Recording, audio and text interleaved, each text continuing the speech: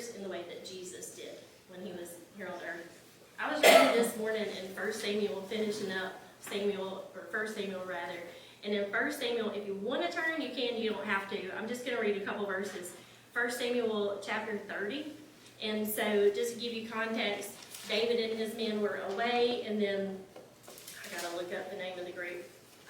So they've been living in a place called Ziklag, and then when David and his guys come back, they realize, holy cow, somebody has come in, they have burned the city down, and they've taken the women and the children.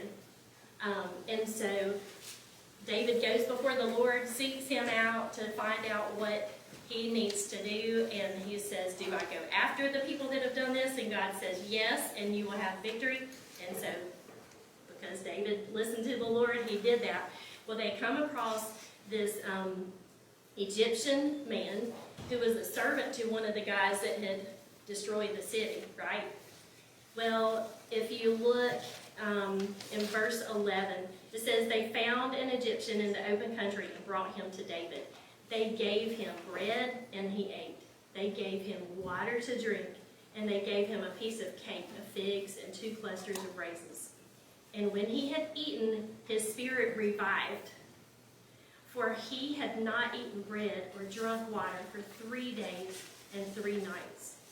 And so David goes on and is like, hey, can you help us out? And he's like, if you promise not to give me back to my master, I will show you where these guys are. And so, yes, that is what happens, and David and his men take care of the situation. But I wanted to address how they came alongside that Egyptian. They didn't come up to him and say, hey, were you a part of this group that destroyed Ziklag? Because we're about to take you and all your people out. They realized that that man was in great need. Physical needs. They gave him something to eat, and they gave him something to drink. Like, he was in survival mode. Like a lot of the kids that we serve, he was in survival. And you have to calm that little brain down in order to figure out what it is that they need. And they did that with this Egyptian. Just like the Lord did when he came into the situation where the woman had been caught in adultery. Did Jesus pick up the stone and start, join with the Pharisees?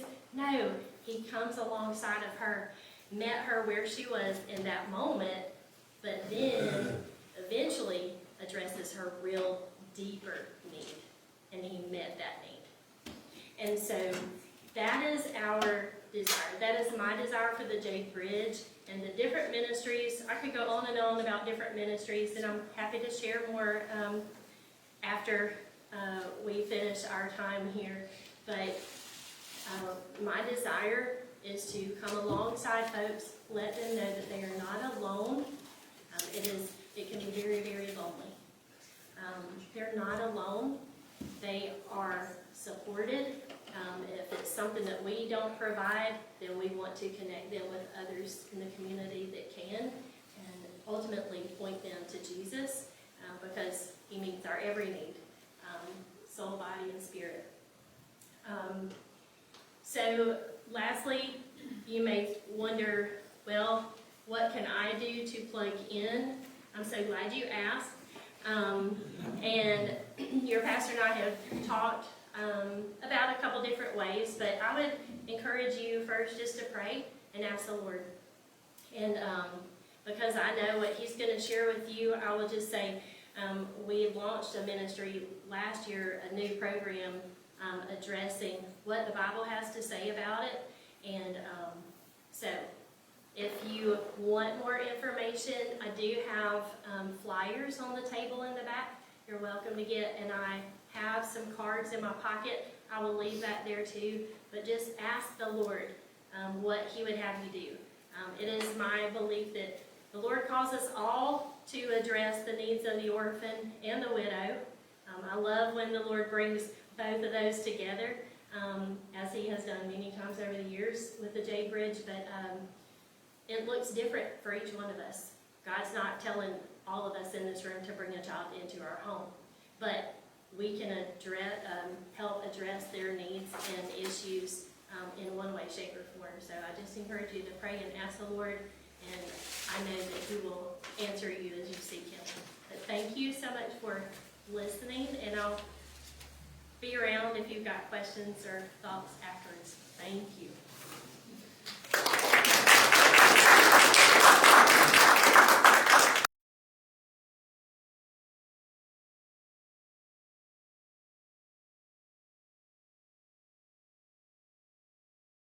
And most of you know with the Genesis.